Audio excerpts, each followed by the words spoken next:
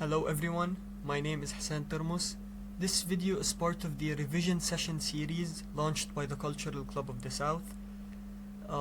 In this video specifically, we're going to be solving a few problems as revision for the EECE230 midterm. We're going to cover topics like file handling, plotting graphs, finding efficient solutions to algorithmic problems, and merging sorted lists. So I hope you find this session beneficial. Okay, so let's dive right in.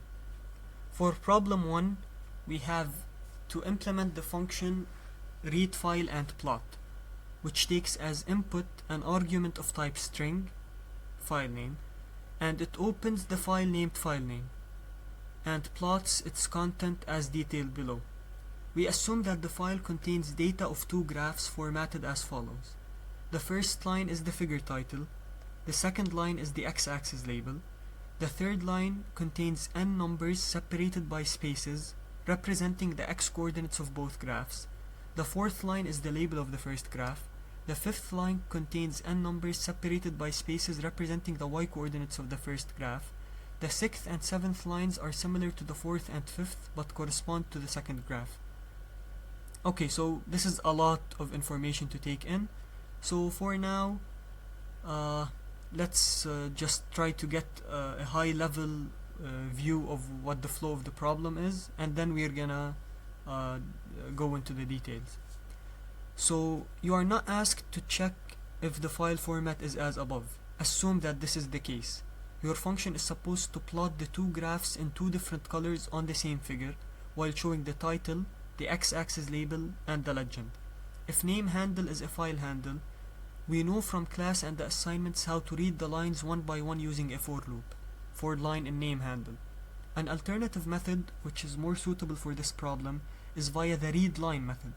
After opening the file, invoking nameHandle.readLine returns the first line of the file. Invoking nameHandle.readLine again returns the second line, and so on. Any correct solution is worth full grade. Test it on the file named data.txt consisting of the following, and we should get the following figure. Okay, so the general idea is we have this file that contains data on two graphs. We have to open this file, read this data, process it if necessary, and then we have to plot those two graphs. So the data in the file is the figure title, which in the example is this, as you can see in the figure provided. The second line is the x-axis label, so number of weeks is the x-axis label here. Hopefully you can see this. Okay. The third line contains n numbers separated by spaces representing the x-coordinates of both graphs. So these numbers are the x-coordinates of both graphs. The fourth line is the label of the first graph. Then we have n numbers representing the y-coordinates of the first graph, then the label of the second graph, then n numbers representing the y-coordinates of the second graph.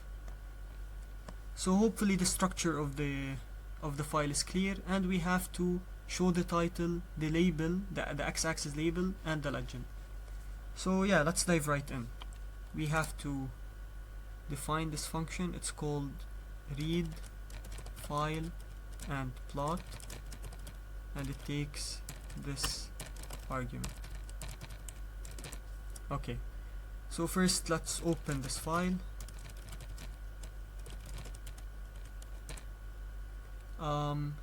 Then let's read the figure title.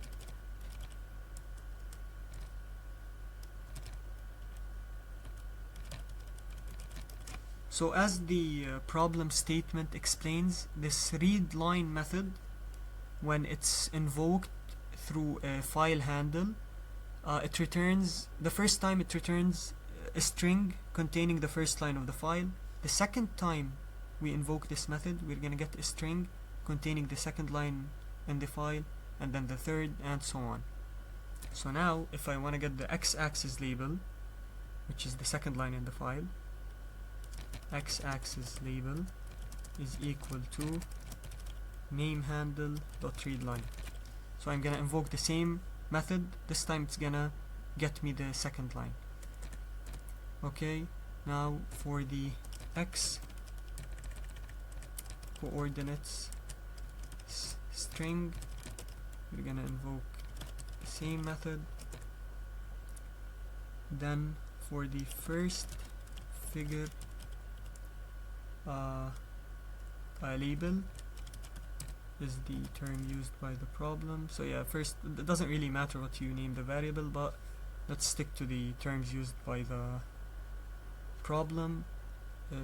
So the first figure label is gonna be also name handle dot read line, and then to read the coordinates of the first figure, it's basically the same thing.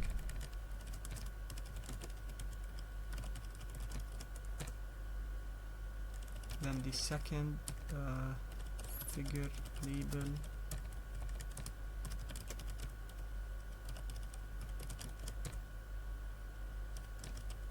and then the coordinates of the second figure. Yeah, so this is pretty straightforward. We just have to read every line, and then now that we're done reading from the file, we can invoke the close method through the file handle. It's good practice that whenever you're done extracting info from the file, you close the file if you're no longer gonna need to extract more info. Even if you're gonna use the information you extracted, it's a good idea to close the file if you're done reading info from it. Okay, so now we're gonna have to plot these graphs, but before that we're gonna have to go over those three variables, the x coordinates and the y coordinates for each of the graphs. The thing about those variables is that the format they're in is a space separated, it's a string that contains space separated integers. But the format that we need to plot the graphs is a Python list of integer objects. So somehow we have to turn this into this. And the way we do this is, let's first split this string so that we can isolate every integer. So let's say we have x coords str list, it's equal to x coords str dot split on spaces. So recall that the split method, when invoked through a string, what it returns is a list of strings, which in this case the string is split on white space. So whatever delimiter you provide this function with, it splits on that delimiter and it returns a list of the strings. So we're one step closer to our final goal, but we still need those to become integer objects. So the way we're gonna do this is through list comprehension. So we're gonna do int num for num in this list, and recall that this list comprehension in this case, it's kind of equivalent to the following. So I'm gonna write functionally equivalent code but without using list comprehension. So for num in x coords str list, x coords dot append int of num. So we create an empty list x coords, then we loop over those numbers in the in x coords str list. We cast every number to an integer and we append it to x coords. So this piece of code here is equivalent in functionality to this. So we're gonna have to do this operation. Yeah, after this operation, we're gonna get to our goal. We're gonna get a list of integer objects, and this is what we want to get to so that we can plot the graphs. And we're gonna have to do this for x coordinates and the y coordinates of every graph. So let's do this for the y coordinates of the first graph. So we have y coordinates 1 str. We're gonna also split 1 spaces, and then y coordinates is equal to int num for num in y coordinates 1 str list, and the same thing for the list of y coordinates of the second graph. Y coordinates 2 str dot split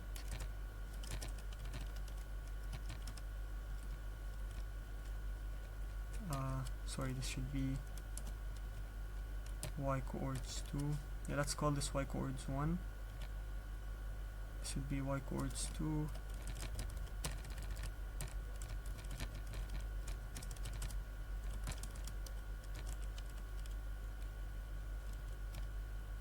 okay. So hopefully I didn't make any typos here. Okay. Yeah, I believe with this we've processed the data and we've gotten everything to the form that we need it to be in, and now we're ready to start plotting. So let's import matplotlib.pyplot as plt. Then first let's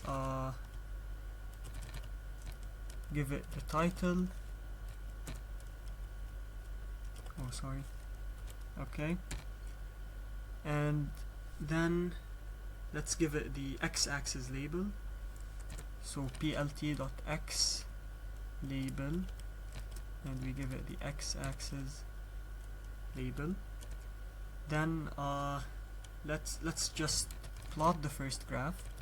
So recall that you give it the list of x coordinates and then the list of y coordinates, which for the first graph is y coordinates 1, and then let's give it a color of green and let the label be the one we've read from the file, so the first figure label. Then let's similarly plot the second graph. So y coordinates 2, let's make this one blue, and the label, let's make it second figure label. Oh, this maybe I should have named those graph to make it clear.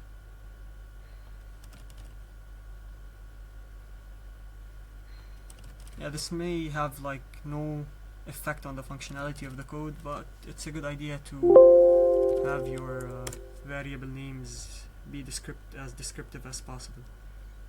Okay, so now let's prepare this test file. I'm just gonna copy it. In the exam you might have to type it out if you don't have access, if you can't copy it. But for now, to save time, I'm just gonna copy it. Now let's test this function on this file, and let's run this. Okay, so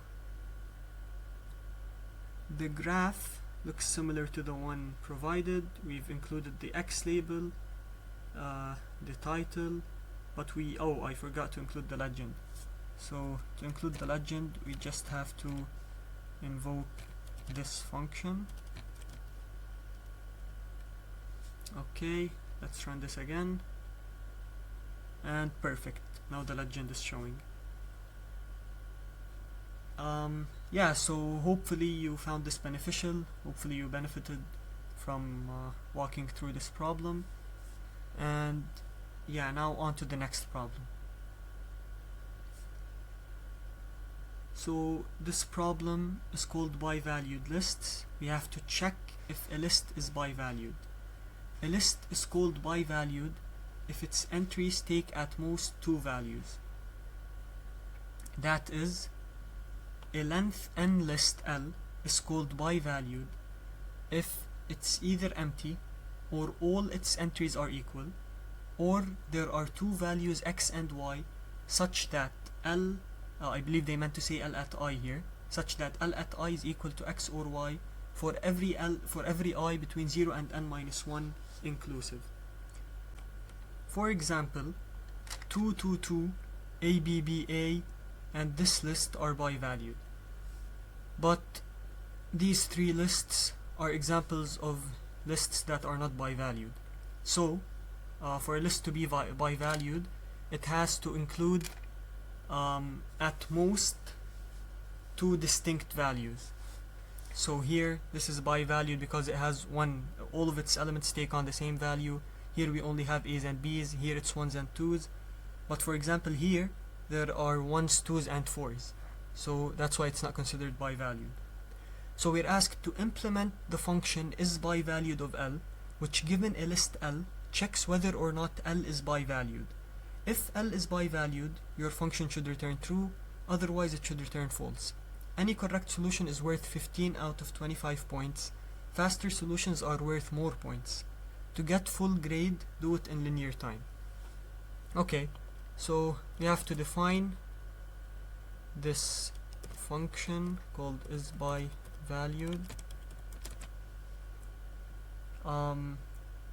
So it has to return true if the list is bivalued and false otherwise. So first off, let's take care of this trivial case where if the length of L is less than or equal to 2, we immediately should just return true, because if the length of L is less than or equal to 2, there is no way it has like 3 distinct values, for example. Okay, otherwise, here's the game plan. Let x be L at 0. Okay, so x is some element in L. Then we search for an element that's not equal to x. So we want some element that's not equal to x, and let's call it y. If we don't find such a y, then we just return true. Why? Because if there are no elements in L that are different than x, then all elements in L are the same. They're all equal to x. So we just return true, since all elements in L are equal. Otherwise, if we do find such a y, we go over all elements in L again, and we search. So we'd be searching for an element that's not equal to x and not equal to y. So if we find such an element, then return true, return false, since we found an element that's different than two other elements. So we found 3 distinct values in L, meaning that L is not bivalued. If this loop terminates without finding such an element, then we return true. Okay, so let's try to implement this. So x is equal to L at 0. Then we go over the numbers in L. So for num in L, if num, or actually let's not say num, since they may not be numbers. So let's say for element in E, for element in L, if E is not equal to x, then y is equal to E. So we've tried to search for such a y, but we want to somehow figure out if we found such a y or not. So let's use a Boolean variable for this. So let's say found y, set it equal to false initially, since we haven't found y yet. And whenever we find y, we set found y equal to true, and we can break here, since once we find y and set it equal to E, there is no reason to continue with this loop. So if we found a y, we'd continue. So if we didn't find a y, then we just return true, since we didn't find an element that is different than x. Okay, so now assuming we did find an element y, we have to loop over the elements in E again. So for E and L, if E is not equal to x and at the same time E is not equal to y, then we return false. Otherwise, if this loop terminates without us ever returning false, then we return true. So this is one O of n implementation. This is one O implementation that runs in linear time, and there might be others as well. There might be some implementations that can use only a single loop, but yeah, this suffices for now. I believe this solves part A, so let's test our code on the given lists. But for some reason those single quotations used in the PDF, they're not recognized by Spider, so we have to replace them.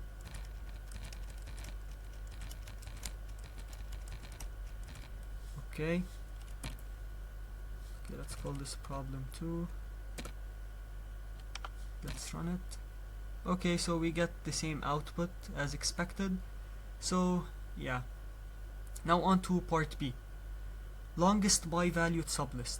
In this part, by a sublist of a list L, we mean a sublist of contiguous elements of L, i.e. such a list from Li to Lj for some 0 less than or equal to I less than or equal to j less than or equal to len L. So we mean elements that are right after each other in the list. Also, by definition, the empty list is a sublist of L. Implement the function len of longest bivalued of L, which given a list L returns the length of the longest bivalued sublist of L. For example, the length of longest bivalued sublist of this list is 6, and that of this list is 2. Any correct solution is worth 20 out of 30 points. Faster solutions are worth more points. To get full grade, do it in linear time. Okay, so this is an interesting problem. We're given a list and we have to find the largest sublist of this list that is bivalued. So for example, for this list, the entire list is bivalued, so we can take the entire list as a sublist. Here, the list is not bivalued, but this sublist is bivalued, and this is actually the longest bivalued sublist, so our function is supposed to return 6, and so on. You can check the other examples. So a naive approach would be just check every possible sublist, check if it's bivalued, and keep track of the one with the maximum length. If we try to analyze the runtime complexity of this approach, let's actually go through this. The idea is we're trying every possible sublist. So how many sublists are there? The number of sublists is on the order of n squared, right? Since we choose out of n elements, we have to choose the starting index. So let's say this is the array.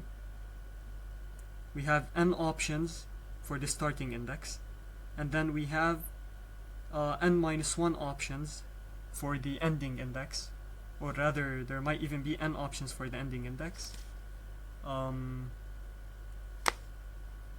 Yeah, since we could start and end at the same index, and then you divide this by 2, since you don't want to account for starting, for example, at 3 and going to 0. So anyways, the idea is the number of sublists is on the order of n squared, and to check every sublist, to check if it's bivalued, this is an O of n operation. So overall, this approach is O of n cubed.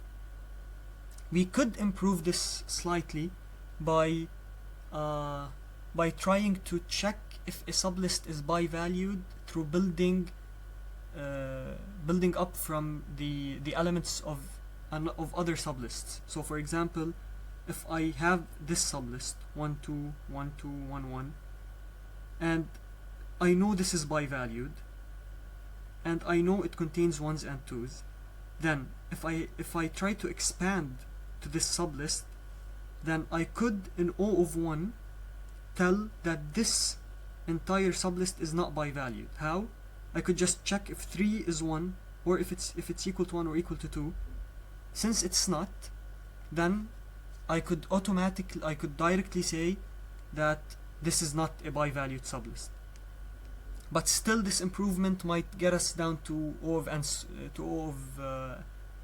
squared. So how could we do it in linear time? Okay, so let's consider this example. 2 2 1 2 2 2 3 3. Okay, let's take this example.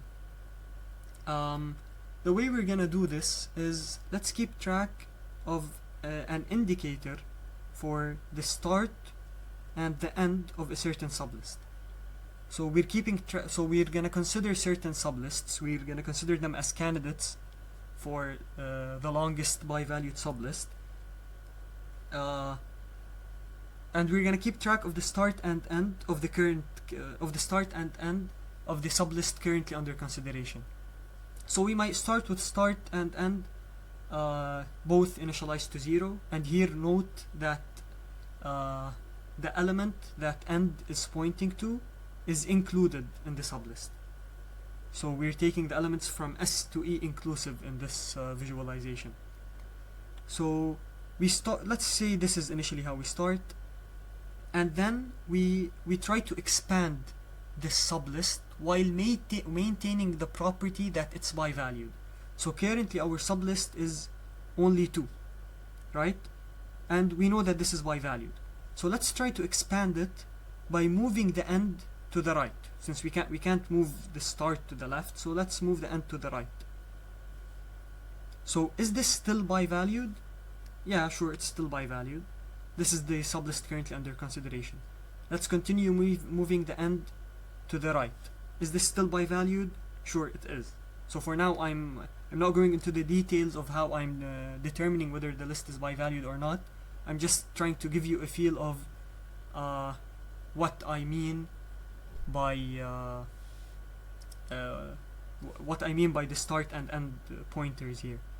So we keep trying to move end forward, and we're gonna get to a point where moving it forward is gonna break the property of the sublist being bivalued. So we need to first figure out how are we gonna efficiently tell if the property has been broken, which I've kind of covered when I explained how we can get the O of n cubed approach down to O of n squared. But we still also have to figure out how do we deal with this. So when we find out that the sublist is no longer bivalued, how do we deal with this while maintaining like a linear time efficiency? So the idea is, while we're going over the possible sublists, while we're trying actually to expand the current sublist, we're not actually going over all possible sublists. So while we're trying to expand a sublist, we keep track of, firstly, the elements that are part of the elements that are part of this sublist. So for example, here we might keep track of the fact that x is equal to 2 and y is equal to 1, and then whenever we reach a new element, we'd have to check if it's equal to x or if it's equal to y. Okay? So that's the first thing. Secondly, to deal with the case when the list is no longer bivalued, let's consider this example here, and let's think about what we can do to move from this situation to a bivalued list while still maintaining the efficiency of the code. So one thing you might that might come to mind is, since we can't move the end pointer forward anymore, we can't really move it forward while maintaining the property that the list is bivalued, because by nature of this condition, moving the end pointer forward, or in other words adding elements to the sublist, is not gonna turn it from not being bivalued to being bivalued. Adding elements is not gonna help us, it's not gonna benefit us. What benefits us is removing elements. So we could try removing elements from the end, but that doesn't make sense, because to remove elements from the end we have to move backwards, and that means we're re-evaluating sublists that we've already been over. So we're definitely gonna have to move the start pointer. So where should we move the start pointer? We could, for example, move it to end. If we move the start pointer to end, we're guaranteed that the new sublist is gonna be bivalued. We're back to the safe side, if you will. We're back to being we're back to a sublist that's bivalued. But the problem with this is we might be actually skipping some bivalued sublists that and so we might be skipping the longest bivalued sublist. So for example, consider this sublist. Consider I mean that we moved S to end, and then we try to advance end. Then we would get this sublist of length 6 versus this previous sublist that we found of length 6. So we would think that the longest bivalued sublist is of length 6, but in reality this is the longest bivalued sublist, which is of length 7. So we have to be careful about where to move start to. So it doesn't really make sense to move start to end, because we'd be skipping some sublists that we want to take into consideration. So what do we know? We know that we want to get to a point where we have two values in the list. So in this case we want to get rid of all the 2's or get rid of all the 1's. We can't, for example, it doesn't make sense to advance S here, since we still didn't solve anything. We still have 2's, 1's and 3's. We want to get rid of all of the 2's or all of the 1's that we've already been over. So you might see it already, but the place where we have to advance S2 is either the last occurrence of a 1 plus 1 or the last occurrence of a 2 plus 1. Hopefully this makes intuitive sense, because if I go to the last occurrence of a 1 plus 1, so I advance S by 1, then the last occurrence of a 1 is behind me. So I'm done with that. I don't need to worry about the 1's anymore. Now I'm guaranteed that I only have 2's and 3's. Or if I take S to the last occurrence of a 2 plus 1, then I'm guaranteed that there are no 2's anymore. So depending on whether for example, if this was a 1, then I might still have 1's in the list. If I go to the last occurrence of a 2 plus 1, then I might still have 1's in the list, but I'd be guaranteed that there are no 2's. And similarly, if I go to the last occurrence of a 1 plus 1, so if I go to the last occurrence of a 1 plus 1, I'm guaranteed that there are no more 1's in the list, but I'm not sure about the 2's. It depends on which last occurrence came after the other. So, back to the original example. In this case, what I would do is go to the last occurrence of a 1 plus 1. Now I'm guaranteed that I'm back to being in the case of a bivalued sublist, and I'm also guaranteed that I didn't advance S more than needed. Because if I didn't advance S by exactly this amount, if I advanced it by less, for example, let's say I put S here, then I wouldn't solve the original issue. So hopefully I'm trying to explain the logic behind the algorithm here, so you'd be able to come up with something like this. So yeah, again, the idea is we tried to advance the end pointer. We started from this situation. We tried to advance the end pointer as much as possible. And then when we reached a point where we can't advance the end pointer anymore without breaking the condition of being bivalued, then we advance the start pointer to the first position where we restore the condition of being bivalued. Hopefully this makes sense. So we're trying to not advance pointers too much so that we don't miss, so that we want to balance two things. We don't want to miss the long bivalued sublists, and at the same time we don't want to break the condition of being bivalued. So we're going to keep track of x and we're going to keep track of y. At the same time we're going to keep track of the last occurrence of x and the last occurrence of y. And then whenever I'm in a situation where I'm gonna break this this condition of being bivalued, I'm gonna move s to the minimum between the last occurrence of x and the last occurrence of y plus 1. So again, the idea is I want to get rid of all the 1s or get rid of all the 2s. So I'm going to go to the first position where I get rid of one of them, which is the minimum of the last occurrence of one of them plus 1. Okay, so hopefully that makes sense. Let's see this algorithm in action and try to trace it and keep track of all of the values on this example. So initially, let's say x is equal to 2 initially. Y is, there is no y yet, there's only one value. The last occurrence of x is 0, and the last occurrence of y is not really defined yet. So now we advance e. We still haven't found a new value, so y is not going to be updated. Last occurrence of y is not going to be updated. X is obviously not going to be updated now. But last occurrence of x is going to be updated because the last occurrence of 2 now is at index 1. Now we forward e. Now we found a new element, so y is set to 1. Last occurrence of y is set to 2. Then we advance e again. We update the last occurrence of x. We advance e again. We update the last occurrence of x. Then advance e again. Update the last occurrence of x.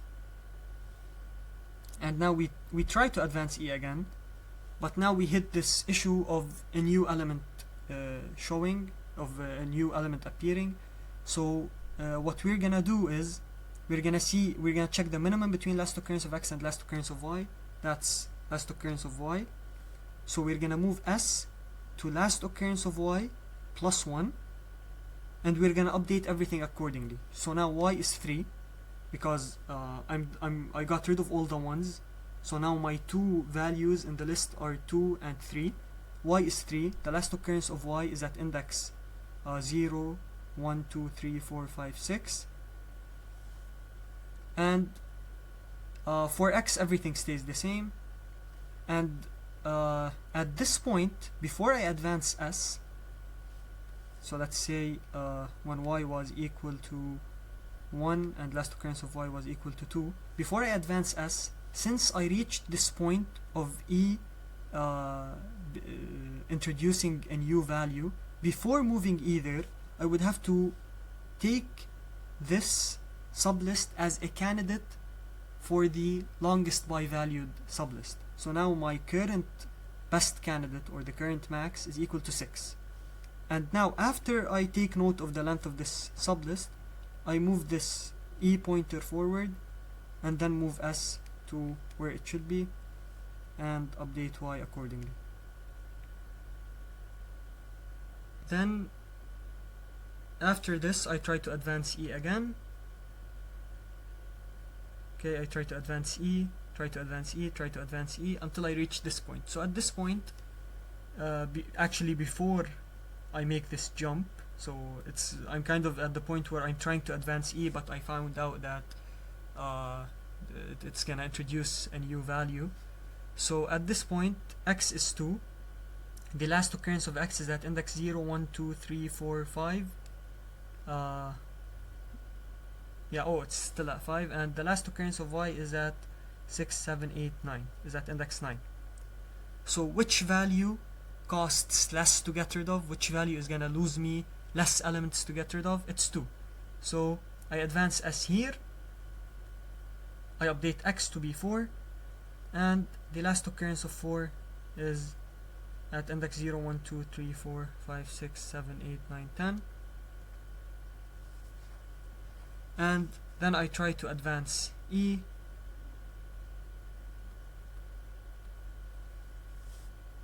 and yeah, after I advance E, the last occurrence here becomes 11. And I should have taken note back here when S was at 2 and E was at 3. Before we advance E to 4, we should take note of the maximum length, and it gets updated to 7. Now when S gets to 3 and E gets to 4, the maximum length is not going to change, since this new length is 6, which is less than 7. So hopefully you got the idea. The idea is we're trying to advance these 2 pointers while trying to find the longest bivalued sublist. So yeah, let's try to implement this.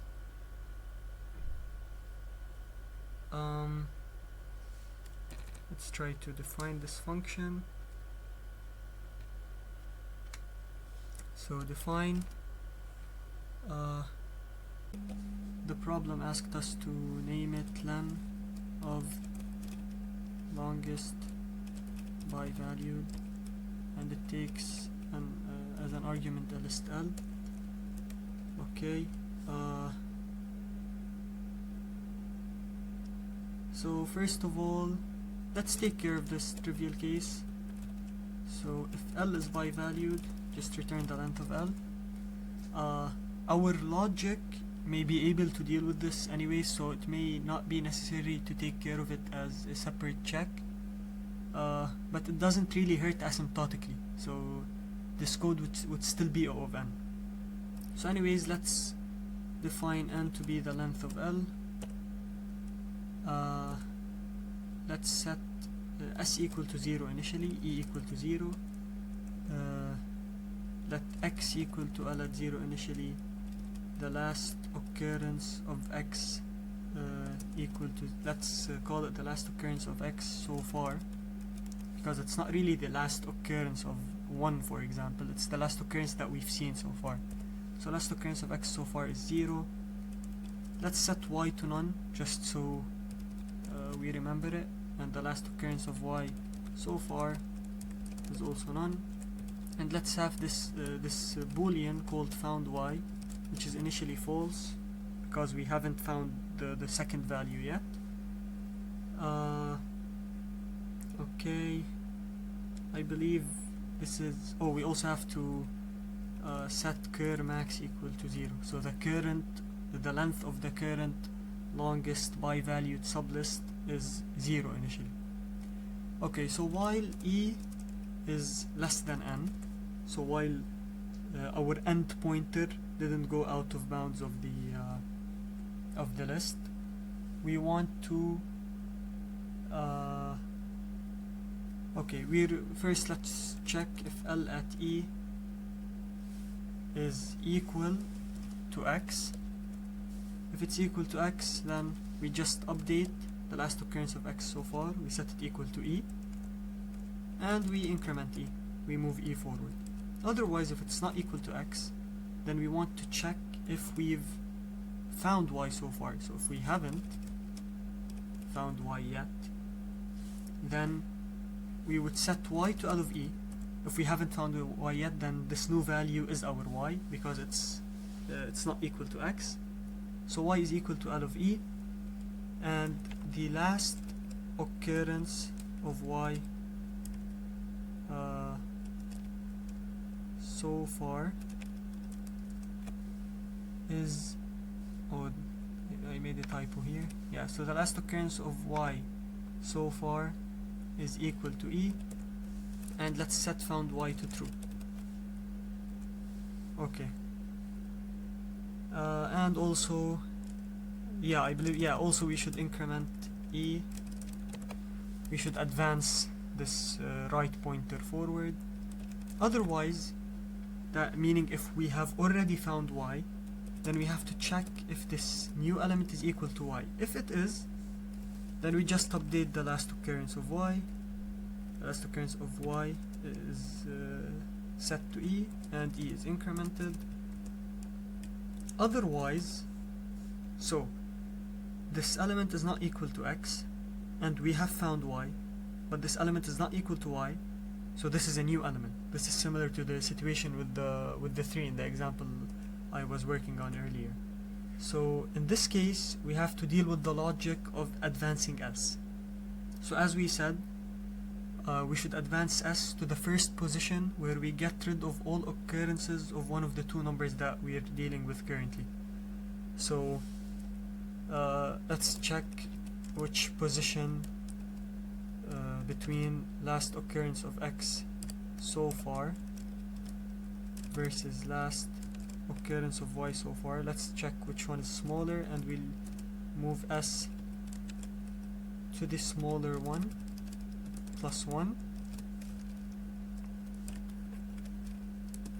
and we'll update x or y accordingly. So here, since we got rid of all occurrences of x, we'll set x equal to L at e, and last occurrence of x so far is set to e.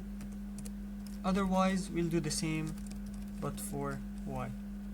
So we move s to last occurrence of y +1. We got rid of all of the y's, so y is equal to L at e, and then last occurrence of y so far should be set to e.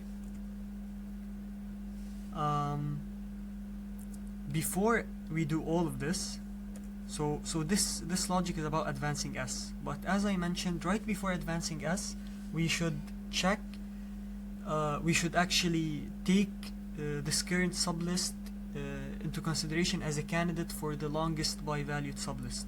So we should set current max equal to the maximum between its current value and e minus s, which is the length of this bivalued sublist that we're just letting go of by advancing s.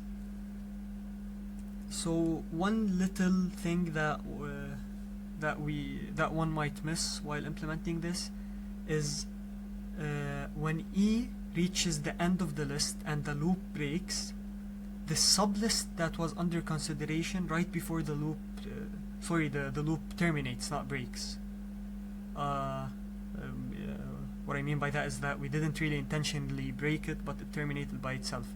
But anyways, when the loop terminates, this sublist that we were building up right before it terminates, we didn't take it into consideration as a candidate for the longest bivalued sublist. So we have to do this after the loop terminates. We have to update current max once more to make it the maximum between its current value and this last sublist that was under consideration, because for this last sublist we might never reach this part of the code right here. So this line will not be reached, and current max will not take it into consideration. And finally we return current max. I believe this is it. Let's test this on the given test cases. Okay, let's save this and run it.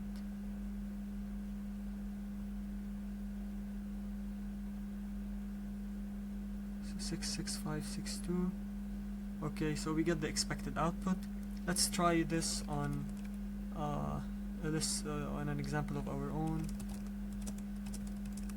I believe this is either the exact same example we were dealing with earlier, or it's very similar to it. So here, yeah, this is the longest bivalued sublist. Now let's assume this sublist was at the end. We are still able to catch it, but if we omit this line, we'd still be able to catch it.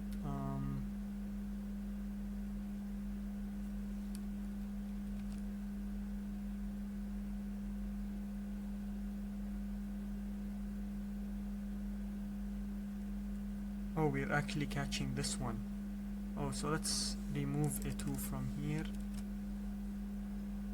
Yeah, and now you see we're catching this one of length 6, and we're not able to find this one of length 7 because we removed this final check. Because for this last sublist, this condition right here is not necessarily ever gonna be false. So either this is gonna be true or this is gonna be true until the list terminates. So we're not gonna reach this part of the code. So it's important to take care of this last sublist so that we can catch, in this case we can catch this bivalued sublist. So yeah, I believe this ends problem 2. As for problem 3, sorting a unimodal list. Recall from problem 3 of programming assignment 3 the definition of a unimodal list. A non-empty length n list L is called unimodal if there exists an integer m between 0 and n minus 1 inclusive, such that L at I minus 1 is less than L at I for I between 1 and m inclusive, and L at I minus 1 is greater than L at I for I between m plus 1 and n minus 1 inclusive. We call the index m the mode of A. So a nice way to think about a unimodal list is it's kind of like a mountain where the mode is the peak. So imagine this is the list we're dealing with. Over this portion, the array, the elements form an increasing sequence, and over this portion they form a decreasing sequence, and the mode is kind of like the peak. So yeah, the problem then goes on to show us a few examples of unimodal unimodal lists. So this list is unimodal and its mode is 4. So the mode is actually not really the value, it's the index of the value of the peak. Okay, and this is a unimodal list with a mode of 3. So this is a sorted list, it's sorted in increasing order. So the last element, the index of the last element is the mode. And similarly, this list is sorted in decreasing order, so it could it's considered unimodal and its mode is 0. And also for a list with one element, it's considered unimodal with a mode of 0. So we're asked to write a function sort unimodal list L, which given a unimodal list L reorders L by sorting it in a non-decreasing order. Note that in this problem you are not asked to check if the input list L is unimodal, and your algorithm is not supposed to work properly if it is not unimodal. Any correct solution is worth 10 points. To get full grade, sort L efficiently by taking advantage of the fact that L is not an arbitrary list. Aim for O of n time, where n is the length of L. So we're gonna aim for the full 30 points on this question. So let's go back to the drawing board. So this is our list. A naive approach would be to treat it like any normal list and try to sort it. This would result in maybe n squared if you use an algorithm like insertion sort, or potentially n log n if you use a more efficient sorting algorithm, but we're trying to aim for O of n. So we need to take advantage of the fact that this isn't just any list, it has this unique property that it's unimodal. So our approach is going to be the following. First, split the list into 2 lists at the mode. So we're going to have one list that's strictly increasing and one list that's strictly decreasing. The second list we're going to reverse. So we're going to end up with 2 lists that are strictly increasing, and then we just have to merge them. And merging 2 sorted lists is actually a problem in one of the programming assignments. So yeah, so let's try to apply this. First of all, let's define a function that finds the mode. So it finds the index of the peak. And as we already established, the mode is the maximum element in the array, because the elements before it are increasing up to it, and the elements after it are decreasing. So it's going to be the maximum element in the array. So finding the mode is basically the same as finding the maximum element in the array. So we just have to loop over the elements for I in range n. We can even do it from 1 to n. So we assume, so the idea is assume the maximum element is the one at index 0, then loop for over the indices from 1 to n minus 1 inclusive. Check if L at I is greater than L at max I. Then in that case you set max I equal to I, and at the end we return max I. So now let's try to start defining sort unimodal list, which is the main function we're asked to implement. So it takes a list L as input, and note that it reorders L by sorting it. So we're not supposed to return a sorted list, we're supposed to reorder L. So we're gonna have to modify the input list. So first of all, if the len of L is 1, there is nothing to be done, we just terminate the function. Otherwise, let's try to find the mode. So we find the mode of L. Okay. Now if the mode, actually let's call it mode instead of mode index. If the mode is equal to 0, so this corresponds to an example like this. If the mode is equal to 0, then the list should be reversed, so we just invoke reverse. And we can return here to terminate the function. Otherwise, if the mode is equal to len of L minus 1, then there is nothing to do, because this corresponds to a situation like this.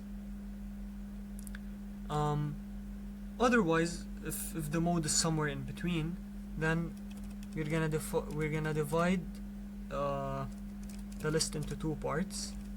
The first one starts at index 0, so we can omit 0 here, and it goes on to reach the mode including the mode. So we're gonna go up to mode plus 1, and the second list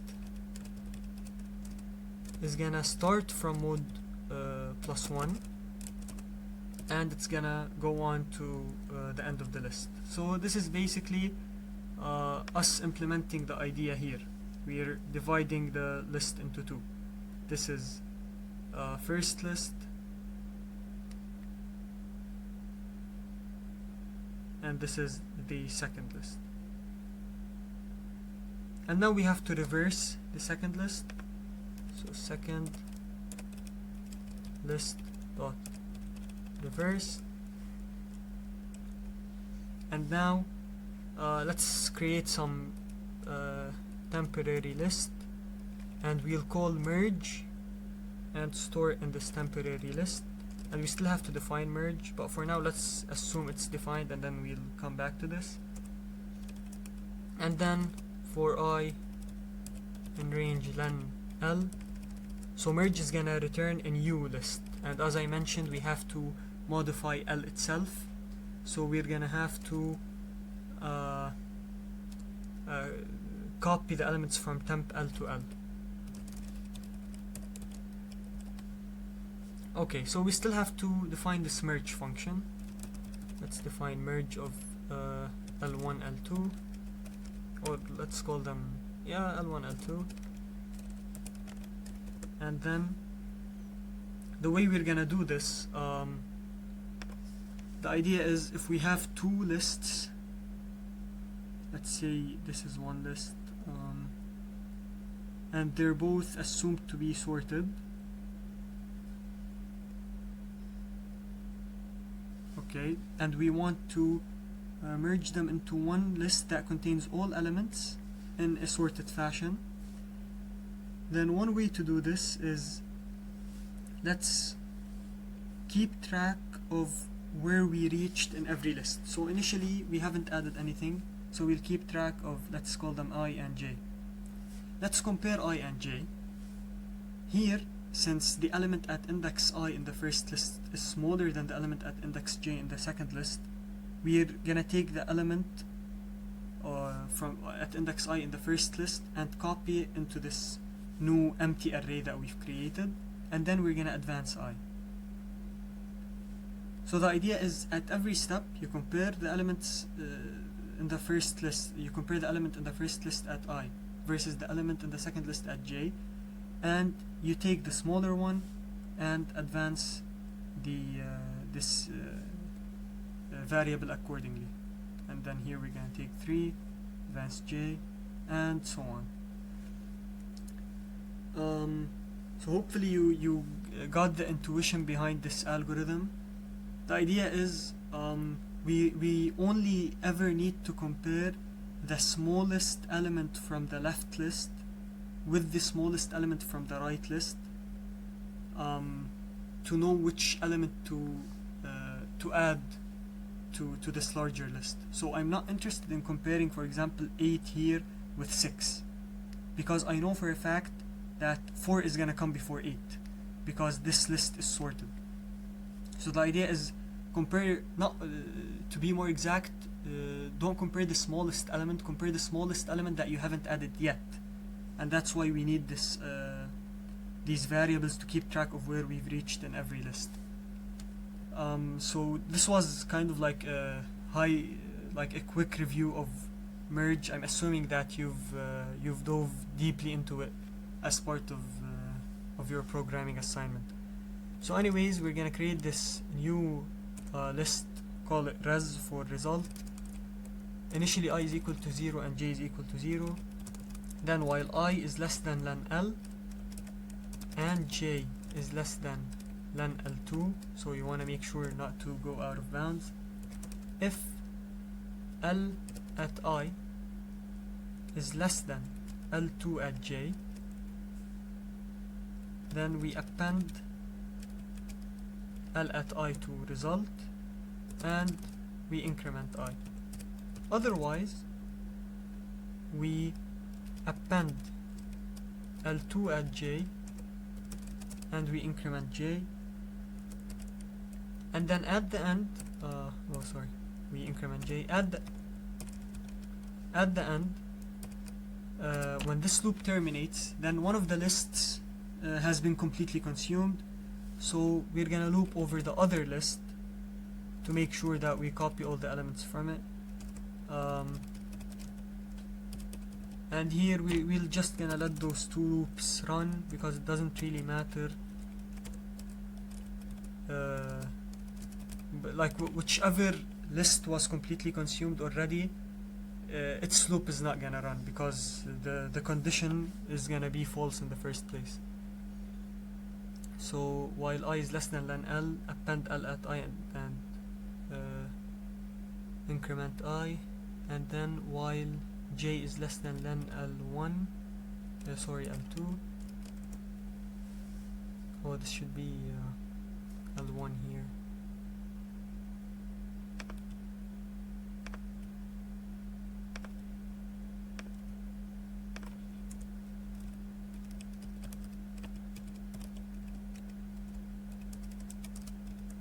Okay, and finally we return res. Hopefully there aren't any more typos here. I believe this should be fine now.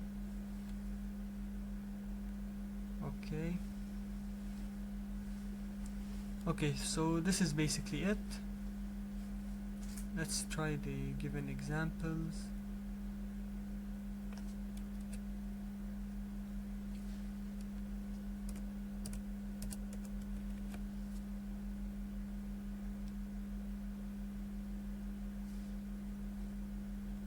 Okay, so there seems to be something wrong.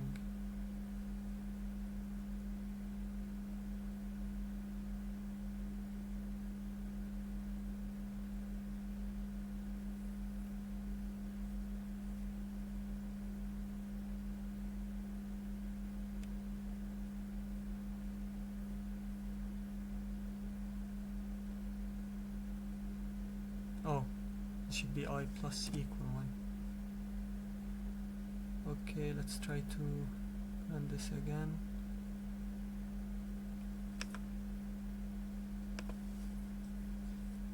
Okay, so this seems to be functional now.